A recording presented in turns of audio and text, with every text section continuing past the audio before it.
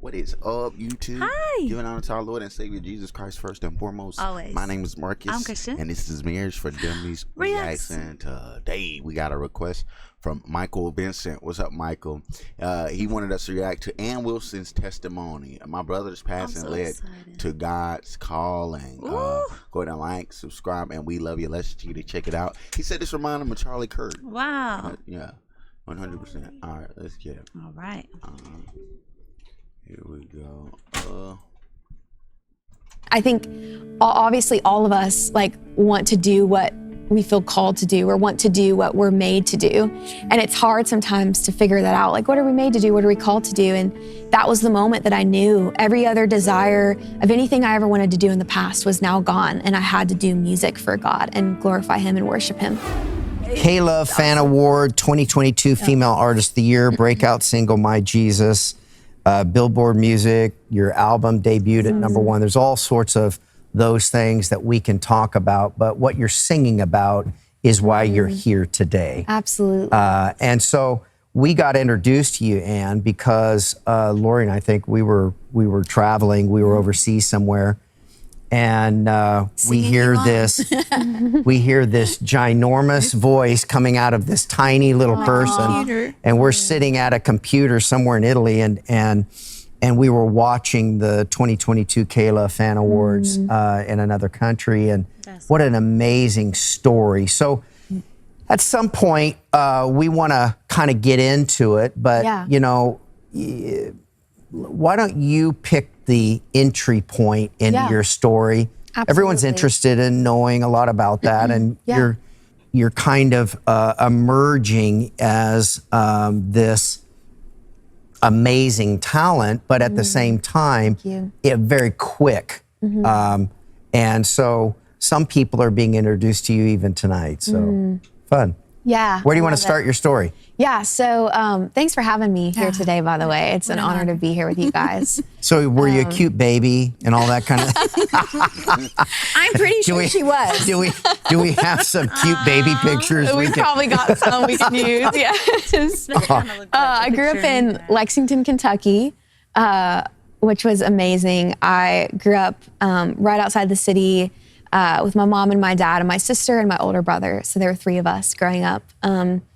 And my granddad owns a farm in Kentucky. We have 700 acres. So my whole childhood was spent going to the farm every weekend and hunting and shooting guns and doing stuff like that, just, you know, on our property. And it was such a good upbringing and just was amazing. And my parents raised me in church. So my whole life I was in church and Sunday school and, you know, Wednesday night youth group and all that. And from a young age, I had a love for Jesus, just I think from being raised in that environment. But then when I was in 7th grade, I had kind of my first encounter with the Lord for the first time. It was the moment that my parents' faith kind of became my own. And it wasn't just going to church because they wanted me to, but it was because I wanted to be there and have that relationship. So it was my first day of 7th grade school year, and we had a new Bible teacher come to our school. And so I went to a private Christian school, so having a new teacher was something that we just never really had. It was like a thing. And so he comes in and he just started weeping over the name of Jesus. Like he couldn't say his name without weeping. And I remember just having this moment of realizing that I could actually have a relationship with Jesus. I used to think my whole life that God would just sit up on his throne in heaven and look down and just judge all of us and have, you know, all this judgment towards us. And when I realized that that was so far from the truth, that's when everything changed for me. And that's when I realized that 7th grade. I can have a personal relationship with the God of the universe. And that's such an honor, you know, that's such a beautiful thing. And so I went home that day from school and I decided to give my life to Jesus. And that was really when everything started for me, was committing my life to him in 7th grade. And I was kind of walking down a bad path prior to that. And then God really changed everything for me and started going down a path towards him. So it was really beautiful. When you say bad path, was it like chewing gum in class and that kind of stuff? Right. So, you know, and kind of spit wads and, you know, maybe shooting a dove or something with a BB gun. Or Y'all know. Totally. By the way, I've heard it said that a fanatic is somebody that just loves Jesus more than you do. You know, so we look at people that seem fanatical. They just love Jesus more than we do. Yeah, that's so awesome. you had an experience with this teacher that that really changed me. showed you something. It showed me a passion for Jesus I'd never seen anyone have before, and it was really special. Yeah. So at that point in my life, I wanted to be an astronaut and work for NASA. That was like my biggest passion. I grew up just being kind of like naturally gifted at math and science, and I was horrible at like English and writing. So that just, the fact that I write songs now is super crazy because that's not what I grew up doing. My mom forced us to take piano lessons, like did not give us a choice when we were kids. So me, my brother, and my sister all took piano lessons, and that was the extent of my music growing up. Did not sing in front of anyone, had no passions or desires to do that. So no singers in the family? We do. We have some cousins and aunts and uncles that sing, but no one in our immediate family. Are they like a traveling group? They're not. No. That would be amazing. Yeah. All right, time out. I wanted to say, if you wanted us to react to a particular song or some content of your choosing, best way to get us to do that, go into our description. We got Cash App, Venmo, PayPal links. Click on one of those, send a donation along with the name of the song you want us to, or content you want us to react to. We'll hop right on that. Hey, somebody give us I'll probably find it myself. Charlie Kirk's story. I love that. Because I know a little bit about his story, and it seems familiar. He said in the 5th grade is when he developed a relationship with God. Yeah. So that was like one beyond the ones his parents had. So I don't know the whole story. I haven't, you know what I'm saying? But yeah. Look, I just gotta say, as now being a parent and a follower of Christ myself, shout out to the parents for making them go into piano lessons. This is what happens. Training up your kid properly. Yeah. Putting them in private Christian school. Yeah. Like, look at what the kids that y'all are creating by doing that. And so this is what it is. Yeah, this is what it is, man. It's powerful. If that isn't enough evidence as far as how amazing these kids turn out, Charlie Kirk and Ann Wilson and all these people who are doing amazing things for the Lord. There you go. You know, so let's get back into it. A lot of them sing at church and stuff like that. So you could put a kind of family band together and have them travel with you. That would be amazing. Call me Auntie. I'll get you hooked up. Go ahead. Sorry. No, you're good. So that was kind of my extent of music. And then in 2017, I was a freshman, just finished my freshman year of high school, going into my sophomore year of high school. And it was June 7th of 2017. I had been planning the day before on June 6th, I had been planning stuff for the summer. I used to do a kids camp that I would put on for kids in the summer at my church, and just kind of have a week for kids to come and learn about Jesus and do fun stuff. And so I was actually planning that, saw my brother the day before then, went to bed that night. Everything was just great in my life, you know, having a fun summer. And then at 3:30 in the morning that night, I was woken up by my sister. She comes running in my room, and my sister is legally blind without her contacts in, so she couldn't see anything. And so she's like, "Hey, Ann, I can hear someone downstairs. I don't know what's going on. All I can see is some lights flashing outside, and they're like red and blue lights." And she said, "I'm gonna go put my contacts in. Can you go check and see what's going on?" And my brother, Jacob, didn't live with us at the time, so we weren't, you know, my first thought wasn't Jacob. It was just something has happened to someone. So I go downstairs and I see 6 policemen standing in front of my front door. Oh, anxiety. And they just all looked very sad and just very down. And I started kind of screaming and yelling at them. And I was like, "Can you please tell me, like, what's going on?" And they all just looked up at me and they wouldn't say anything. So I remember just thinking, like, what in the world is happening? Like, what? I don't know what this is. And so then I walk into my living room, and that's when I see my parents. When I saw my mom, I knew that it was really, really bad, and something had happened that was just awful. My mom was sitting down on the chair and pulling her hair and screaming, crying, and my dad was weeping. I'd never seen my dad cry, and I was 15 years old. He had never cried before in my whole life. Oh, man.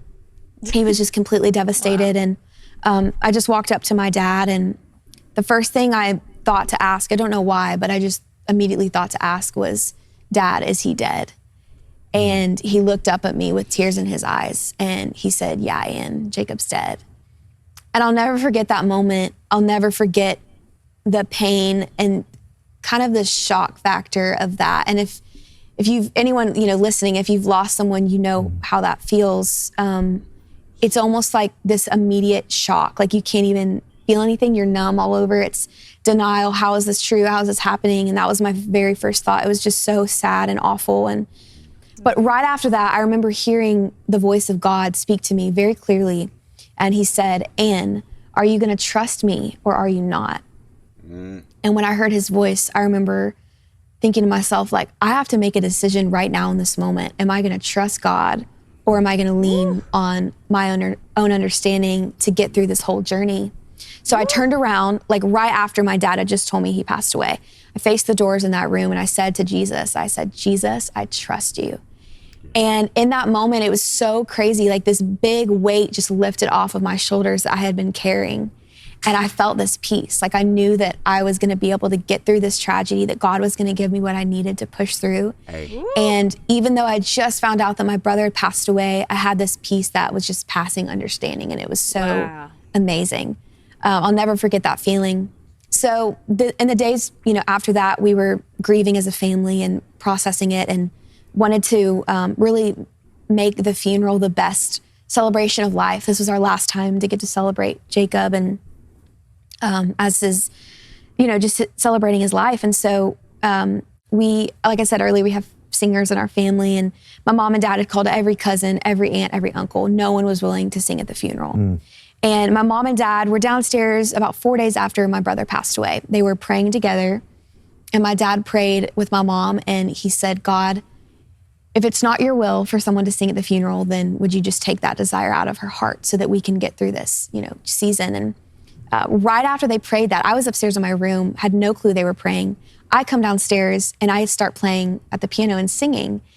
Didn't think anyone could hear me. So my mom comes running in the room after I finished, and she was just weeping. And she was like, Ann, we had no idea that you sang. Like, what in the world are you doing? Oh my goodness. And I was like, Mom, I don't know what this is. I'm just worshiping God, and really just this kind of like, worshiping was almost like my medication in a sense. It was what gave me peace and comfort. And so she ends up asking me if I would be willing to sing at the funeral for my brother. And I prayed about it, and I felt like that was what God wanted me to do. So I got some friends together who played guitar and violin, and I played piano. We got together and we sang at the funeral for the first time. That was the first time I'd sang in front of anyone. Look at God. And got up on that stage. I was so nervous, but mostly I was just so devastated.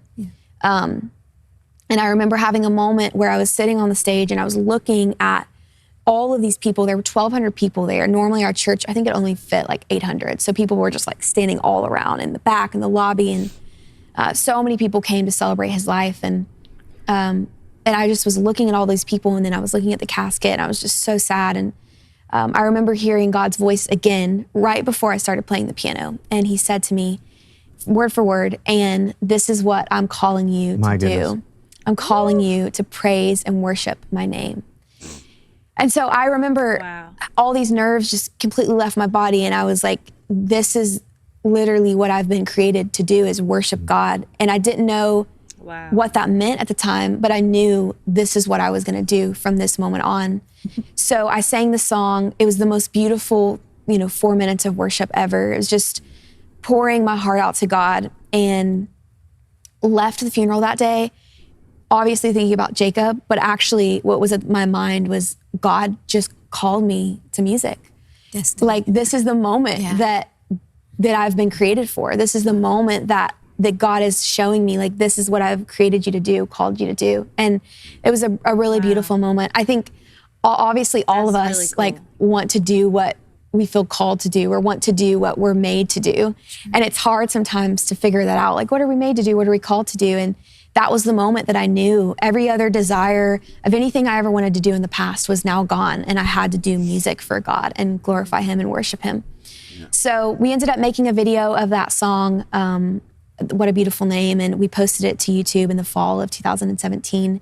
We wanted to dedicate it to Jacob and have something to look back on, and did not think anything about it, was not trying to get any looks from Nashville or anyone in the industry. And within a month, it went viral, and all these people from Nashville started reaching out, and it was just crazy. At TBN, Our mission is to use every available means to If reach as that many ain't how God individuals. works, man, Yeah. I'm telling you, that's so beautiful to hear. Yeah. What a gorgeous story. Yeah. Yeah. Yeah. Hey, and Michael, did you mean that this is the way we should look at the loss of our brother? Ooh. That's what that felt like. Yeah. I think I caught what you're saying. This makes me think of Charlie. And yeah, it's God. Are you? Because are you gonna trust? It took me a little bit, man, to get back. Like today, I'm just now getting back to be able to watch him. You know what I'm saying? Speak the truth to people again. You know what I'm saying? Like at first, I couldn't. It was tough. It was tough, man. It was depressing. I've been seeing a lot of posts of fellow Christians and how that we're all as Christians going through a grief, but a rise where we realize, we really got to step it up, like for our fallen brother and what he died for and his cause and what he represents to us as a Christian unit, you know, and what the truth is, you know. And so I love that, babe. That's so true. Got jobs to do. 100%. And use that fuel for Christ, you know. So God bless y'all. We love you, and we'll see you in the next one.